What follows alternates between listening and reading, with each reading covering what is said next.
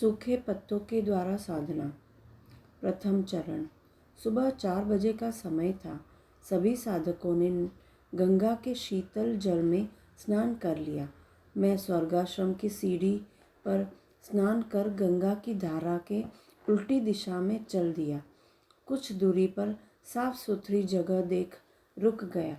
पीछे देखा, सभी साधक मौन अनुगमन कर रहे थे। मैंने सभी को इशारे से गंगा के किनारे अर्थात तट पर ही बैठने को कहा। सभी बैठकर अपलक मेरी तरफ देख आदेश पाने के लिए उत्सुक थे। उन्हें तमन्ना थी कुछ सीखने की, करने की। एक पीपल का वृक्ष भी समीप ही था। मैंने कहा, आप सभी दृश्यों को तन्मय होकर देखें। कुछ क्षण बाद कहा, आप पीपल वृक्ष की छाया में हैं। गंगा का तट है। स्वर्गाश्रम महात्माओं का तप स्थल रहा है। अब आप सब देख लिए। जो कुछ भी मैं कहूँ, आप अपनी भावना शक्ति से, श्रद्धा के माध्यम से देखेंगे।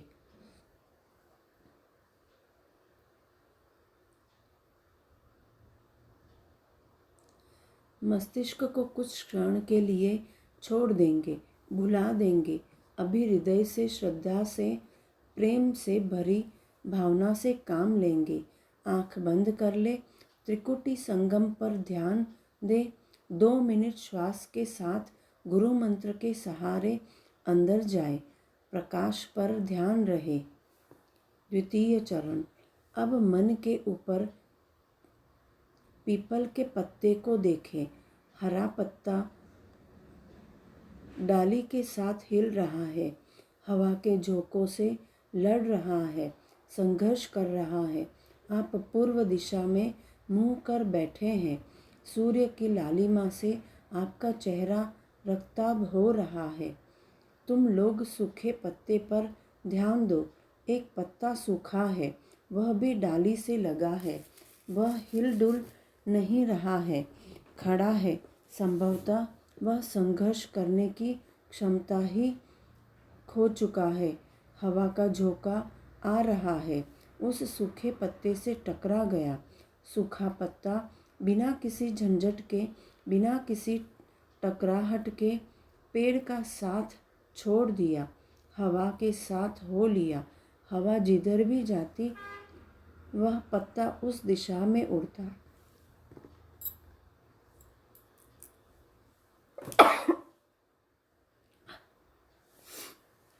उसका अपना अस्तित्व कुछ भी नहीं है। वह हवा के साथ साथ चलने को राजी है। हवा कभी उसे उड़ाकर पर्वत पर ले जाती है, कभी सतह जमीन पर, तो कभी नदी में ला डालती। तृतीय चरण। आप लोगों का भी अस्तित्व इस सूखे पत्ते की तरह है। आप भावना करो, संसार में आपका भी कोई नहीं है। परिवार उस पेड़ की तरह है। आप उसके सूखे पत्ते हैं। हवा के झोंके से आप उड़ रहे हैं। ज़रा गहराई से देखेंगे, आप तो साक्षी हो। शरीर उड़ रहा है, आप देख रहे हैं। साक्षी की तरह शरीर ही पत्ता है। शरीर रूपी सूखा पत्ता पर्वतों से उड़ता हुआ नदी के जल में गिर गया। गंगा कल कल करते हुए बह रही है। उसके निर्मल जल में आप बह रहे हैं। अब बहते हुए शरीर को साक्षी भाव से देखो। शरीर की स्थिति देखो। कभी पानी का वेग नीचे डुबोता है, परंतु पत्ता रूपी शरीर सूखा है, अतएव डूबता नहीं, ऊपर आ जाता है। जल के वेग से ही वह गतिमान होता है। बहते शरीर को सूखे पत्ते की तरह गौर से देखो। हरा पत्ता डूब सकता है। यदि हरा पत्ता डाली के साथ है, तब वह और पानी से संघर्ष करेगा। गंगा का वेग उस डाली को पत्ते के साथ डुबो देगा या तुरंत लड़ाने का उपक्रम शुरू कर देगा, परंतु सूखा पत्ता निर्विघ्न बहता चला जा रहा है। वह मध्यधार में है। गंगा के कलरव के साथ कलरव कर रहा है, उसकी उत्ताल तरंगों के साथ उत्ताल पर है। देखो, वह बहते हुए ऋषिकेश पहुंच रहा है। वह किसी को नहीं देखता, उसे सभी देख रहे हैं। अब वह आगे चल निकला, हरिद्वार की तरफ जा रहा है। हर की पौड़ी के समीप से बह रहा है। वहाँ उसका वेग तेज हो गया है। गंगा के शीतल जल में शरीर शीतल हो गया है। आप साक्षी बनकर देखो, शरीर को गौर से देख लो। शरीर रूपी पत्ता हरिद्वार से भी आगे जा रहा है। पानी को उछाल, हवा का झोंका पत्ते को किनारे फेंक देता है। अब पत्ता नदी के तट पर पड़ा है। वह शांत है, परमात्मा को धन्यवाद दे रहा है। वह कह रहा है, मेरी प्रसन्नता आपके ही हाथों में है। आप जहाँ रखो, जैसे रखो, मैं उसी में प्रसन्न हूँ। अब मेरा कोई विचार नहीं, आचार संहिता नहीं। चतुर्थ चरण। आप अभी तक साक्षी बनकर शरीर को देख रहे थे। अब आप धीरे धीरे शरीर में प्रवेश करें। देखें, शरीर अत्यंत शीतल है, शांत है। आप ध्यान में बैठे रहें। परमपिता परमात्मा का आशीर्वाद प्रकाश स्वरूप है, आप पर बरस रहा है। गुरु सामने बैठे हैं। गंगा का किनारा, नारायण स्वरूप पीपल वृक्ष, सभी का आशीर्वाद आप पर बरस रहा है। आप आशीर्वाद रूपी वर्षा से भीग रहे हो। ये आशीर्वाद प्रकाश स्वरूप शरीर के अंदर प्रवेश कर रहा है। शरीर का कष्ट बाहर निकल रहा है। काम, क्रोध, लोभ आदि विकृतियाँ बाहर आ रही है। आप शांत हो, आनंदित हो। शरीर प्रकाश से भरा है। आपका एक एक अंग शीतल है, प्रसन्न है। आपकी प्रसन्नता आपके चेहरे से परिलक्षित हो रही है। चेहरा मुस्कुरा रहा है। आप प्रसन्न चित्त है। धीरे धीरे आँख खोलना, परमात्मा को, गुरु को प्रणाम करते हुए। आँख खोलकर शांत चित्त बैठ जाओ। कुछ क्षण विश्राम करो। अब मैं एक एक व्यक्ति से अनुभव पूछूंगा। आप कैसा महसूस किए? साधना के साथ अनुभव भी ग्रहण करें।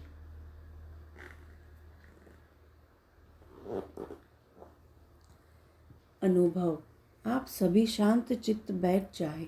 मैं सबसे पहले धर्मू भाई से पूछना चाहता हूँ, आपको कैसा मालूम हुआ? धर्मू भाई। गुरुदेव, प्रथम मैं आपको शत शत प्रणाम करता हूँ। मुझे ऐसा ज्ञात हुआ कि हमारा शरीर प्राण रहित नदी में बह रहा है। मैं प्रसन्न मुद्रा में पानी के ऊपर ऊपर से जा रहा था। आपको मैंने विभिन्न रूपों में देखा। आपके दर्शन हेतु सप्तर्षि आए हुए थे। आकाश मार्ग से पुष्प वर्षा कर रहे थे। साथ ही यहाँ ऋषिकेश में हजारों महात्मा सूक्ष्म शरीर में आपके दर्शन हेतु आए थे। मैंने उनसे पूछा, आप लोग क्या कर रहे हैं? वे बोले, हम लोग पश्चाताप कर रहे हैं। तुम धन्य भागी हो जो समय के सद्गुरु के अवतरण काल में जन्म ग्रहण कर उनका शिष्य बन गए हो। हम लोग चूक गए। ये महान तंत्रवेत्ता है। इनकी हिमालय यात्रा में हम लोग साथ साथ चलेंगे।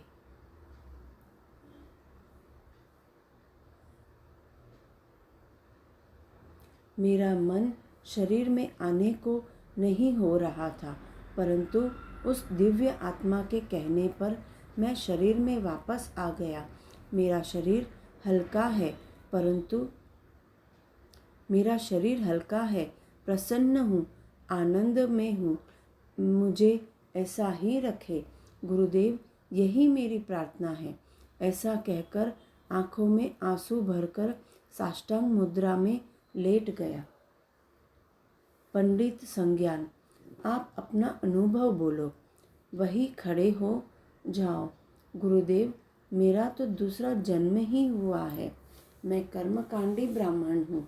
आपने बिना मंत्र पूजा पाठ के हमें वरदान दिया, ऐसा तो हमने सोचा ही नहीं था। मैं जैसे जैसे पत्ते की तरह उड़ता था, पानी में बह रहा था। ऐसा ज्ञात हो रहा था कि मेरा जातिगत अहंकार, लोभ, क्रोध बह रहा है। मैं गंगा के जल की तरह निर्मल हूँ। उस शरीर में आपको कभी ब्रह्मा, कभी विष्णु, कभी शिव के रूप में देखा। आप ज्योतिर्मय थे। बहुत सारे देव देवी को आपको नमन करते देखा। अंत में मैंने देखा कि माँ गंगा नदी ही नहीं बल्कि साक्षात नारायणी भी है। आप सरदार जसपाल जी। जी गुरुदेव, मेरा मन अति चंचल है, परंतु आपने जैसे ही कहा कि सूखे पत्ते की तरह बिना संघर्ष के हवा के साथ उड़ो, पहले मैंने इसे कल्पना समझकर नहीं किया। जैसे ही आपने कहा कि इस तीर्थ यात्रा में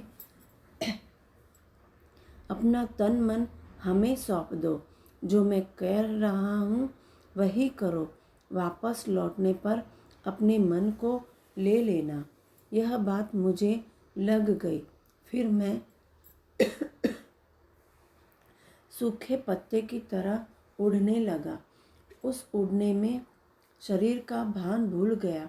आकाश में पक्षियों के साथ उड़ता रहा। सुदूर आकाश में सूक्ष्म शरीरधारी ऋषि मुनि भी मिले। सभी आनंद में थे, आपके तरफ देख रहे थे, बातें कर रहे थे। जब आपने कहा कि ऊपर से गिरेंगे, नदी में पानी के साथ बहेंगे, हम एकाएक नदी में गिर गए। गंगा जल की शीतलता अनुभव हुई। शरीर से अलग होकर शरीर को देखा। शरीर एवं जगत का वास्तविक रहस्य ज्ञात हुआ। आज से मेरा अहंकार गंगा में बह गया। अपनी वासना, क्रोध या शरीर के अन्य बुराइयों को बहते हुए स्पष्ट मैंने देखा। आपकी कृपा बनी रहे, यही मेरी कामना है। एक और आश्चर्य देखा कि जब मैं नदी में बह रहा था तो किनारे एक शव जलाया जा रहा था। भीड़ लगी थी। उस शव के पास उसका वास्तविक मालिक सूक्ष्म शरीर में खड़ा था। वह असहाय था। मैंने उसके पास जाकर पूछा, क्यों भाई, आपकी मदद मैं कर सकता हूँ? वह रोते हुए कहा, नहीं भाई नहीं, कोई किसी का नहीं है। मैं कॉलेज में पढ़ रहा था। उस लड़की से मेरा परिचय प्रेम में बदल गया। उसने कसमें खाई, माँ पिता जी के इच्छा के खिलाफ इससे शादी किया। मात्र 3 वर्षों में वह दूसरे से प्रेम करने लगी। देखिए, सामने रोने का नाटक कर रही है। जो युवक उसे संभाल रहा है वह उसका नया प्रेमी है। पहले मुझे उस पर शक संदेह नहीं था। शरीर से अलग होते ही सभी सत्य सामने आ जाता है। सामने बेहोश पड़ी है मेरी माँ है। कांपते पैर, कांपते हाथ से मुखाग्नि देने वाले मेरे पिताश्री हैं। हाँ, मेरे माँ के मुंह पर पानी का छींटा देने वाला मेरा छोटा भाई है। वह हमारा अत्यंत प्यारा है। वह भी बार बार बेहोश होकर गिर जाता है। भाई, मैं विश्वास एवं झूठे प्यार के चक्कर में मारा गया। आपकी आवाज़ सुनकर इस शरीर में लौट आया। गुरुदेव, आप हम पर कृपा करें, अपने शरण में रखें। साथ के 1-2 आदमी ने उस स्थान पर जाकर सत्यता की जांच की। घटना सत्य निकली। मैंने कहा, आप सभी मुस्कुराते हुए परमपिता परमात्मा को धन्यवाद दे जो आपको यह अवसर उपलब्ध कराए। अब हम लोग आगे की यात्रा पर निकलेंगे। आप सभी को मेरा धन्यवाद। शरीर को जलते हुए स्मशान में देखना। इसके पूर्व हिमालय यात्रा पर 1990 में इसी समय में आया था। अकेला था। एक धोती व कमीज पहना था, एक गमछा सर पर बांधे तथा दूसरी धोती शरीर पर ओढ़े गंगा तट से पैदल यात्रा कर रहा था। रात्रि में किसी स्थान या आश्रम में रुक जाता। सुबह स्नान ध्यान कर आगे चल देता। किनारे किनारे चल रहा था। गीता आश्रम से पश्चिम एक ऊंचा कटाव है जिसमें 2-3 गुफाएं बनी हुई है, मिट्टी काटकर बनाए हैं। कुछ महात्मा आकर रहते हैं। मैं वहाँ आया ही था कि देखा एक युवक लगभग 35 वर्ष का ध्यान में बैठा था। शरीर पर एक लाल एक रंगा ओढ़ लिया, दूसरा पहन रखा था। जमीन पर पालथी मारकर बैठा था। उसके पास पात्र के नाम पर एक स्टील का छोटा सा कमंडल था। मैं भी बैठ गया। कुछ क्षण के बाद वह युवक सन्यासी आकर दंडवत किया एवं बोला, महाराज जी अंदर आए। छोटी सी गुफा में किसी तरह हम दोनों बैठ गए। उसने परिचय पूछा तो मैंने कह दिया, बस समझो घूमता हुआ एक पथिक हूँ। उसके साथ बातें होने लगी। 1-2 घंटे के बाद पता चला कि वह एक प्रशासनिक अधिकारी था, बम्बई का रहने वाला। माँ बाप की इकलौती संतान था। पत्नी भी प्राध्यापक है। इसका एक पुत्र भी है। घर पर जगह जमीन भी ज़्यादा है। उसने सन्यास के चक्कर में घर द्वार छोड़ दिया। वृद्ध ब्राह्मण माँ बाप, नवजात शिशु, युवा पत्नी को छोड़कर इधर उधर भटक रहा है। बहुत मंत्र जाप पूजा किया, पाठ किया, जल अर्थात गंगा में खड़ा रहकर प्राणायाम किया, परंतु मन शांत नहीं हुआ। शरीर को सताया भी, परंतु शरीर का अहम नहीं गया। तभी तो उपरोक्त सारी बातें उसके मुंह से अनायास निकलने लगी। उसने हमसे आग्रह किया, स्वामी जी हमें कुछ बताए। आज ही रात्रि में स्वप्न देखा था। सुबह सुबह एक महात्मा अति साधारण रूप में आएंगे। वह तुम्हें सब कुछ बता देंगे। उन्हें ही तुम अंतिम गुरु मान कर आगे साधना करना। आपका रूप रंग सब कुछ स्वप्न वाले महात्मा जी से मिलता है। मैं तो सुबह से स्नान के पश्चात आपका इंतज़ार ही कर रहा था। इतना कह वह सन्यासी पैर पकड़ लिया, रोने लगा। मैंने कहा कि अधीर मत हो, मैं कल सुबह 5 बजे आ जाऊंगा एवं तुझे शरीर के मोह से दूर होने की साधना बताऊंगा। इसके बाद आत्मदर्शन। विधि प्रथम चरण। मैं वहाँ से चलकर लक्ष्मण झूला रुक गया। सुबह स्नान कर पूजा पाठ से निवृत्त हो ठीक 5 बजे पहुँच गया। वह युवक सन्यासी आतुर दृष्टि से रास्ता देख रहा था। पहुँचते ही पूर्ण श्रद्धा समर्पण से पैर पकड़ लिया। मैंने कहा, देर न करो, समय निकलने वाला है। गंगा के किनारे बालू पर बैठा दिया। मैं सामने ही बैठ गया। पहले कुछ शरीर शोधन गुरु शिष्य परंपरा का व्यवहार हुआ। तत्पश्चात मैंने कहा कि आप आंख बंद कर ले, प्रकृति पर ध्यान दे, जो कहूँ उसी के अनुरूप भावना करे। इसमें किसी मंत्र की ज़रूरत नहीं है, चूँकि मन शांत होने पर मंत्र भी गिर जाते हैं। आप शांत बैठ जाए, ध्यान करें। परम प्रकाश है। सूर्य प्रकाश ऊर्जा के रूप में शरीर में प्रवेश कर रहा है। गुरु सामने है, अतएव गुरु कृपा भी गंगा के पवित्र जल के सदृश आपके अंतःपुर तक बह रही है। आप पवित्र हो रहे हैं। आपका शरीर पवित्र हो रहा है। साथ ही भावना करें, आप शरीर से बाहर हैं, शरीर को बाहर से देख रहे हैं। द्वितीय चरण, आप शरीर से बाहर होकर ध्यान से निरीक्षण करें। आप एक बार आपको अत्यंत विचित्र परंतु सत्य शरीर के स्थिति के संबंध में भान होगा। अब शरीर मृतवत पृथ्वी पर गिर गया है, असहाय है, कृतामृत शरीर को नोच रहा है। कुत्ता मृत शरीर को नोच रहा है। जिस शरीर पर इतना साबुन तेल लगाया, उसकी सुंदरता बरकरार रखने के लिए आप क्या क्या नहीं किए। आप उसकी यह स्थिति वह लावारिस लाश की तरह पड़ा है। क्या इसकी इतिश्री यही थी?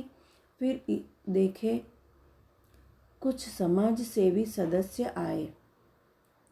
आपके शरीर को लावारिस देख उसके कफन के लिए फूकने के लिए लकड़ी हेतु चंदा मांगते हैं।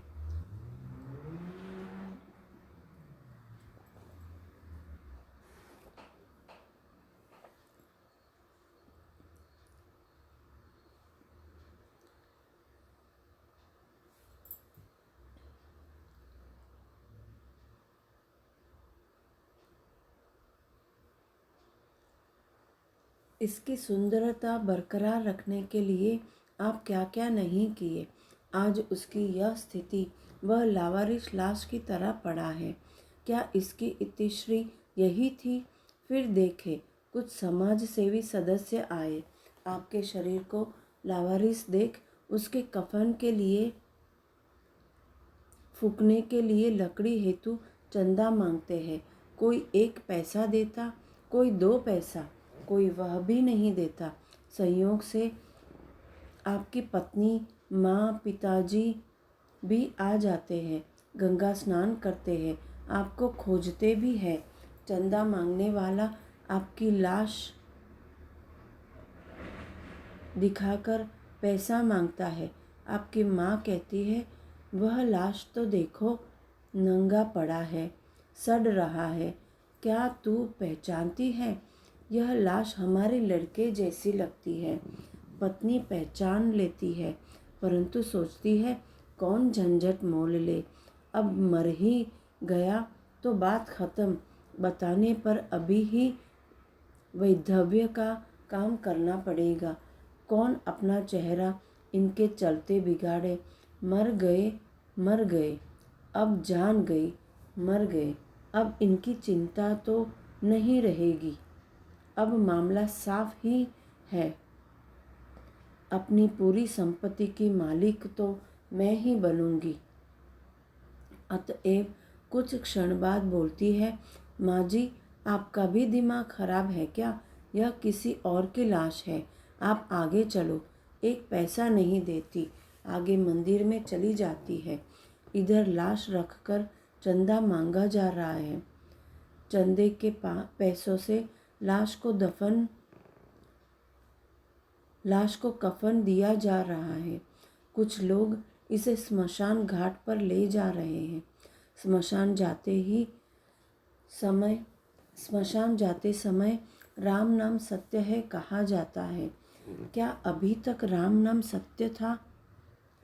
क्या अभी तक राम नाम असत्य था? स्मशान भूमि पर लकड़ी रखी जाती है, उस पर शरीर रूपी लाश रख दी गई, आग लगा दी गई। तृतीय चरण, अपने ही शरीर को गौर से देखें, चिल्लाए मत, दुख सुख से निवृत्त हो, शरीर को ठीक से देख लो। सुंदर शरीर जल रहा है।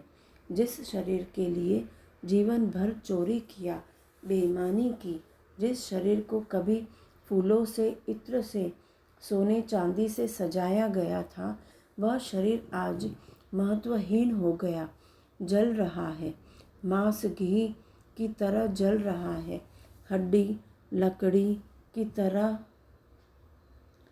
केश एवं बाल घास की तरह।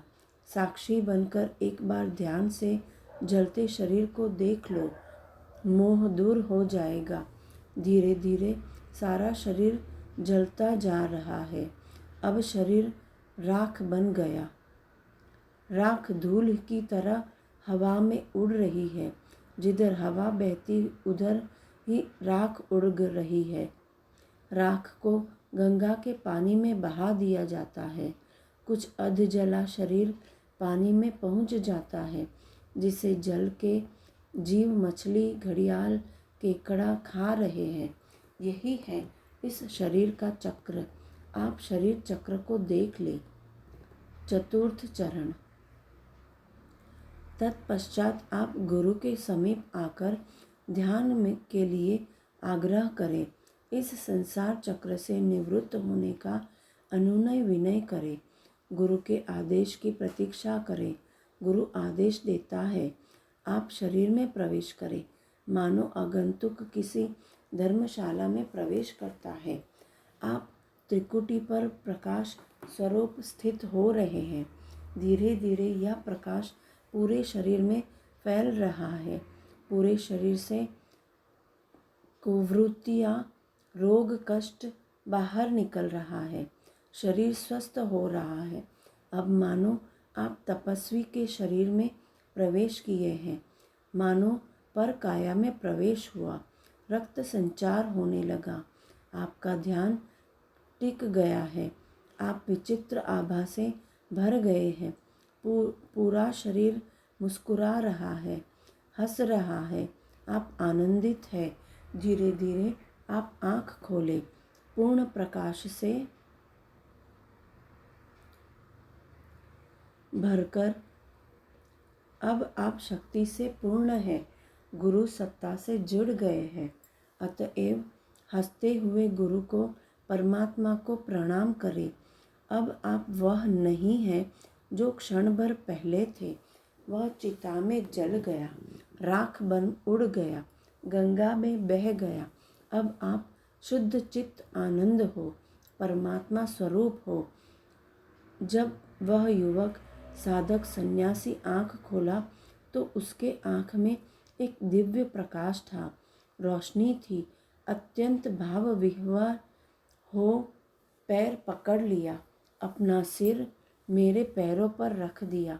मैंने अनजाने में अपना हाथ उसके सिर पर रख दिया। मेरे मुंह से निकला, अब तुम गुरु शरणानंद हो, तुम्हारा नाम यही रहेगा। बस क्या पूछना था। वह उठ खड़ा हुआ, नाचने लगा, घंटों नाचता रहा। वह अपनी सुध बुध भूल गया। शरीर का सारा वस्त्र खुलकर जमीन पर गिर गया। उसे पता नहीं, 1 घंटा बाद वह थक कर गिर गया। चेहरा फूल की तरह खिला हुआ। जब वह उठा तो पूछा, गुरुदेव, मैं 5 वर्षों से भटक रहा था, कहाँ कहाँ नहीं दीक्षा लिया। अब क्या करूँ, कहाँ जाऊँ। मैंने उसे अपने साथ कई दिनों रखा। वह हमारे साथ गंगोत्री, गौमुख, तपोवन, नंदनवन गया। तपोवन में भी एक साधना कराया। उसके बाद लौटने पर उसे दक्षिण भारत भेज दिया। वहाँ जाओ, स्वयं का प्रकाश उधर बांटो। तू स्वयं अब गुरु हो गया है। गुरुत्व तुझ में आ गया है। मैं काशी लौट गया।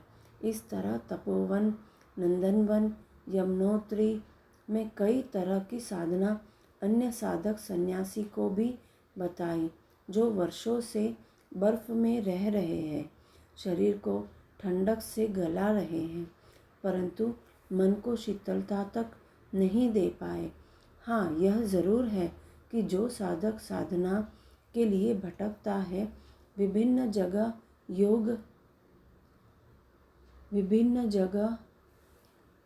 योग जाप किया है, उसमें पात्रता की ज़्यादा संभावना होती है। वे वैसे ही हो जाते हैं जैसे दूध को गर्म किया गया हो, दूध लाल हो गया हो। अब इंतज़ार कर रहा है जोरन का, यानी कुछ दही का जो उसमें डाला जाए, डालते ही वह दही बनने लगता है। यह क्रिया तत्काल बिना किसी व्यवधान के कुछ ही क्षणों में पूर्ण हो जाती है। अतएव साधक किसी भी रास्ते से अपने को पात्र बना सकता है। पात्र बन जाने पर प्रतिक्रिया तत्क्षण शुरू हो जाती है। गुरु भी वैसे ही शिष्य की खोज में सतत प्रयत्नशील रहता है।